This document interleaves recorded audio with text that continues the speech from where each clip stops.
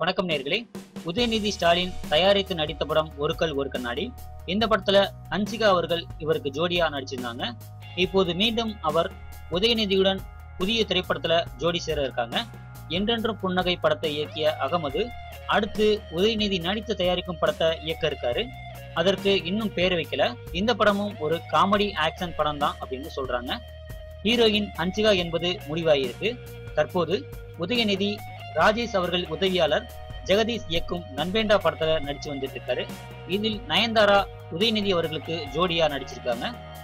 இதற்கு முந்தைய படமான இது கதிர்வேலன் காதல் படத்திலும் நயன்தாரா தான் ஜோடியா நடிச்சிருந்தாங்க என்பது குறிப்பிடத்தக்கது. தற்போது நம்பேண்டா படத்தின் படப்பிடிப்புகள் அனைத்தும் முடிவடைந்த நிலையில இந்த படத்தோட போஸ்ட் ப்ரொடக்ஷன் வேலைகள் நடந்து வந்துட்டு இருக்கு. புதிய படத்தின் படப்பிடிப்பு அக்டோபர் மாதம் தொடங்கும் அப்படின்னு சொல்றாங்க. சரி நேயர்களே, மீண்டும் ஒரு சினிமா செய்திகளுடன் உங்களை சந்திக்கிறேன். நன்றி, வணக்கம்.